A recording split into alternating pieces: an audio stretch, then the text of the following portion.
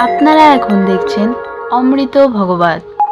মহাপ্রভুর মুখে শুনুন মহাপ্রভুর নিরভিমান। মহাপ্রভু পরিচয় দিচ্ছে, এর থেকে বড় নিরহংকারতার পরিচয় আর আমার কাছে নাই। মহাপ্রভুর এই মন্ত্র আপনারা ধ্যান দিয়ে শুনবেন, এইটুকু প্রত্যাশা আপনাদের কাছে। মহাপ্রভুকে জিজ্ঞাসা করা হলো, কে আপনি? মহাপ্রভু উত্তর দিচ্ছেন নিজ মুখে, শ্রীমুখে। মহাপ্রভু বলছেন, নাহং বিপ্র ন চ নরপতি অপি বৈশ্য ন শূদ্র, নাহং বনি ন চ গৃহপতি না বানস্ত জ্যোতির্বা, কিন্তু প্রেম অখিল পরমানন্দ পূর্ণ অমৃতাব্ধে গোপী ভক্ত পদ কমলং দাসানো দাস। আহা, শ্রীকৃষ্ণ চৈতন্য মহাপ্রভু পরিচয় দিচ্ছেন যে আমি ব্রাহ্মণ নহি। মমত ব্রাহ্মণ কুলে এসেছিলেন চৈতন্য মহাপ্রভু, জগন্নাথ মিশ্রের তনায়, কিন্তু পরিচয় দিচ্ছেন ন ব্রাহ্মণ আমি, নাহং বিপ্র, আমি ব্রাহ্মণ। মহাপ্রভু নিরভিমান দেখুন, আর কি বলছে, ন চ নরপতি, আমি কোন রাজাও নই, নরপতি নই, আমি বৈশ্য নই, আমি শূদ্র নই, নাহং বর্ণী, এবং আমি বানপ্রস্থী নই, আমি গৃহস্থ নই, আমি সন্ন্যাসী নই। তবে প্রভু তুমি কে? প্রভু বললেন, বললেন গোপী ভূত পদ কমলায় দাসানুদাস। ভগবান শ্রীকৃষ্ণের প্রিয় গোপীর চরণ কমলের আমি দাসের ও দাসী মাত্র। অভিমান মানায়। প্রভু প্রকাশানন্দ সরস্বতীর বলেছিলেন, গুরু মরে মূর্খ দেখি করিলা শাসন। মহাপ্রভু বলছেন আমি মূর্খ, বেদান্ত অধিকার আমার নাই। এটা মহাপ্রভুর ভাষা। এই জন্য আসুন, ভগবান কিন্তু উঁচুর উচ্চত্ব ঘুচিয়ে দেয় আর নিচের নিচত্ব ঘুচিয়ে দেয়। সবশেষে এই মহাবাণী কি দেয় ভগবান ঘুচিয়ে? উঁচুর উচ্চত্ব ঘুচিয়ে দেয় আর নিচের নিচত্ব। নিচের নিচত্ব মানে যিনি দৈন্য প্রধান, যার ভিতরে দৈন্য আছে, তার নিচত্ব ঘুচিয়ে দিয়ে তাকে বড় করেন ভগবান। আর যিনি অহংকারে উঁচু, তাকে সর্বদা ভগবান নিচ করেন। তার সব থেকে প্রমাণ রামচরিত মানসে। লীলাটি আমার বড় হৃদয়ে আবেশ সৃষ্টি করে।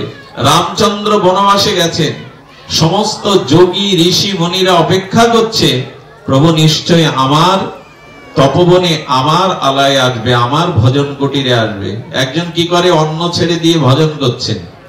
ফল খেয়ে ভজন করে, তো যিনি অন্নকে ভজন করছেন তিনি বলছেন আমি ভোগ লাগিয়ে এক বেলা পাই, ভগবান আসলে আমার ঘরে আগে আসবে, আমার কুটিরে।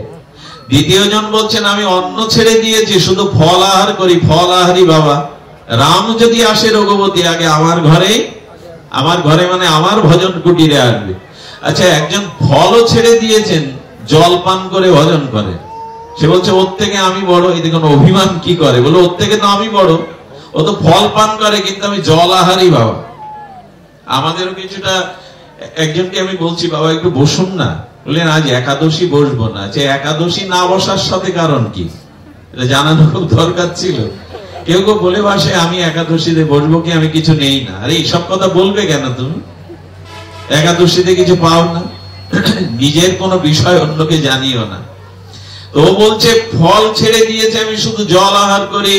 রঘুপতি রাজি বলেছেন রাঘবেন্দ্র সরকার আমার কুটিরে আসবে। যিনি জল ছেড়ে দিয়ে বায়ু ভক্ষণ করে ভজন করেন তপবনে, তিনি বলছেন ওর থেকে তো আমি বড়, আমি বায়ু ভক্ষণ করে ভজন করছি। এরকম করে সব অভিমান নিয়ে বসে আছে। একজন শুধু চোখের জলে কাঁদছে, আমার কিছুই নেই, আমার বিদ্যা নেই, শিক্ষা নেই, উচ্চ কুল নেই, তপস্যা নেই, আমি কাঙালিনী, ভিখারি, নিচু কুলে জন্ম আমার। ইনি হলেন শবরী। শবরী বসে বসে কুটিতে কাঁদছেন প্রভু। গুরুদেব বলে দিয়েছিলেন শবরী বনের মাঝে কুঠির তৈরি করে রাম রাম সিয়ারাম বল, আর রামের জন্য মালা গেঁথে রাখ, একদিন রঘুপতি তোর গৃহেই আসবে। আমি সেই আশায় বৎসর নয়, যুগ নয়, যুগ যুগান্তর পথে চেয়ে আছি। শবরী কি করতো জানেন? ফুলগুলো তুলে রাস্তায় চাদর বিছিয়ে দিত, আমার রাম আসবে, তার পায়ে যেন কঙ্কট, তার পায়ে যেন কাটা বিদীর্ণ হয়, কাকর না ফোটে।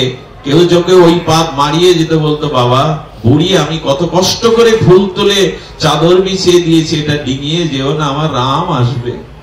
প্রতিদিন ফুল তুলে মালা গেঁথে রাখতো, হাতে ছুঁচ ফুটে ফুটে ঘা হয়ে গেছে।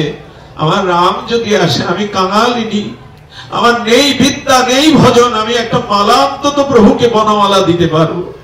সবরই ফল তুলে তুলে এটো করে দেখেন বনের ফল কোনটা টক কোনটা মিষ্টি। মিষ্টি ফলগুলো একটু জিহ্বাই দিয়ে রেখে দেয় পাতাতে, যদি প্রভু আসে তাকে কি দেব, আমার ঘরে তো দেওয়ার কিছু নেই। এই নির অভিমানে সবরই এমনি করে যুগ যুগান্তর প্রভুর পানে চেয়ে আছে। শাস্ত্র বলছে যদি তাকে পেতে হয় প্রতীক্ষায় থাকো। সতী নারী যেমন বিদেশ থেকে পতি আসবে বলে বারবার পথের দিকে তাকাতে থাকে, তার আসার সময়ে ভগবানের জন্য এরকম করে প্রতীক্ষা করো, কবে তুমি আসবে আমার দুয়ারে, কবে তুমি আমার। এই আবেগের কথা নয়, সবরীর প্রতীক্ষা এমনি করে যুগ যুগান্তর অন্ধ হয়ে গেছে। সবরই চোখে দেখতে পায় না, অনুমানে সব মালা গাতে, অনুমানে ফুল সাজায়। সবাই ভাবলো ঋষিরা মুনিরা প্রভু আমাদের, ওদের উচ্চত্বের অভিমান আছে, আমরা যে যোগী ঋষি মুনি, ফল আহারি জল আহারি বায়ু আহারি তপস্বী আমরা। রাম এলেন, তবে সেই মুনি ঋষিদের কুটিরের সামনে দিয়ে গেলেন সবরীর গৃহে আগে। এই দেখুন, যাদের অভিমান নেই, যাদের সেবা ভাবনা আছে, রঘুপতি রামচন্দ্র দেখিয়ে দিলেন আমি যাই নিরহংকারী ভক্তের কাছে, কাঙালের কাছে। যেদিন দুর্যোধন 56 ভোগ রান্না করেছেন, তোরণ নির্মাণ করেছেন, বাসুদেব কৃষ্ণ আসবে বলে ফুল ছেটাচ্ছেন, আর কপট করে লোক রেখে দিয়েছেন বাসুদেবায় নমঃ মধুসূদনায় নমঃ বলে স্তুতি করবে। সিংহাসন সাজিয়ে রেখেছে, কৃষ্ণ এসে বললেন দুর্যোধন তোমার সিংহাসনে অহংকারের কাঁটা, কাঁটার উপরে বসা যায় না।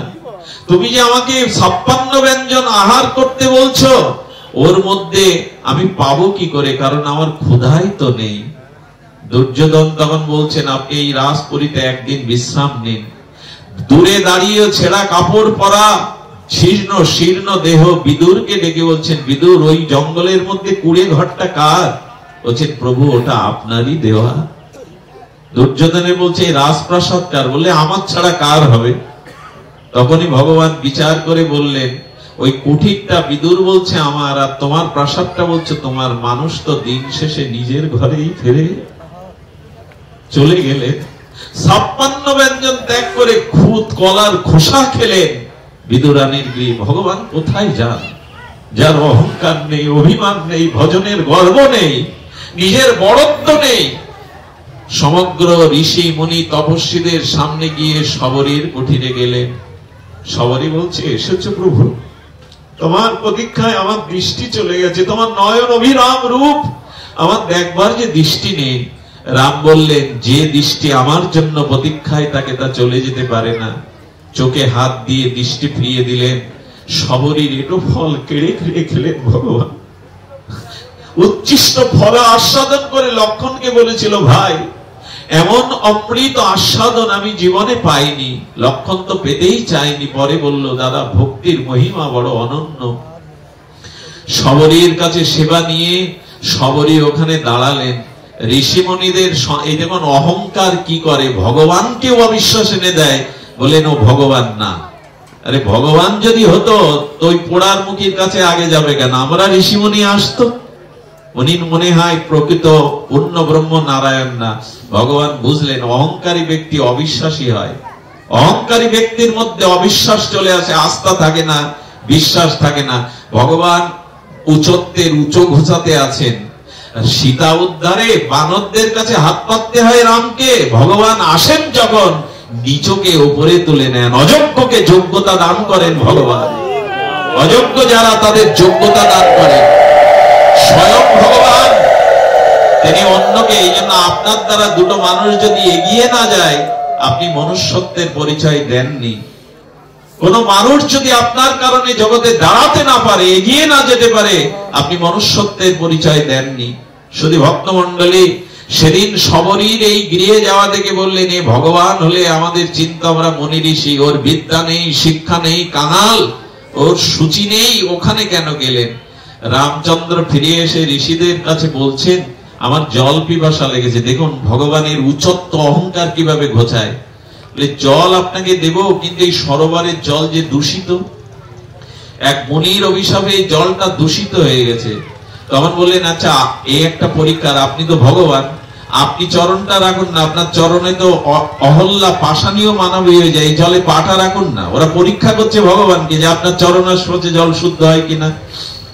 রাম ভগবান অহংকার নত করার জন্য যেই পা দিলেন, ইচ্ছা করে জলটা আরো দূষিত হয়ে গেল। তখন বলে, এ ভগবান না, এ সে রাম না। প্রভু তখন বললেন, আচ্ছা আমার চরণে তো জল আরো দূষিত হয়ে গেল। আমরা শুনেছি আপনারা যোগী ঋষি মুনি, আপনাদের পরশে কি না হয়, আপনারা দয়া করে একটু পা দিন না। কোন ঋষি এগিয়ে এসে যখন প্রমাণ করতে গেল যে আমি বড় ঋষি, ওই প্রমাণে পা দিলে জলটা পোকামাকড় রক্তাক্ত হয়ে গেল, আরো দূষিত হয়ে গেল। ভগবানের দিকে তাকিয়ে ঋষিরা লজ্জিত হয়ে বললেন, প্রভু উপায় কি? আমরা তো আপনাকেও চিনতে পাচ্ছি না, আমরাও পরিচয় দিই, এতদিন করলামটা কি? রাম বললেন, একজনের পায়ের স্পর্শ যদি এই সরোবরে পড়ে, তবে এই সরোবর স্বচ্ছ অমৃতময় হবে। সে হলো শবরীর চরণ যদি পড়ে এখানে।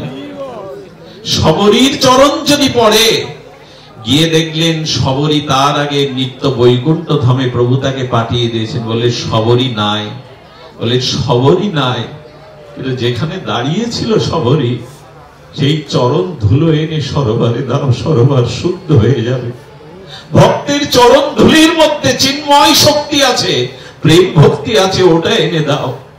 শবরী যেখানে দাঁড়িয়েছিল না, সেই ধুলা এনে সরোবরে দেওয়ার সাথে সাথে জলটা স্বচ্ছ হয়ে গেল, পুত পবিত্র স্ফটিকের শুদ্ধ পরশে যেন দিব্য হয়ে গেল। তখন শবরীর ধুলাতে ঋষিমুনিরা মাখতে লাগলেন, শবরী তোমায় চিনতে পারিনি। এই জন্য দয়া করে কার মধ্যে কি আছে এটা বাইরে দিয়ে অহংকার বিচার করতে যায়। যে সবার পিছনে বসেছে সেই হয়তো সবার আগে বসার যোগ্য। আমরা মূল্যায়ন করতে পারি না, তো অভিমান অহংকার ত্যাগ করে দৈন্যের দ্বারা যারা ভগবানের ভজন করেন, এরাই তো ভগবানকে পায়।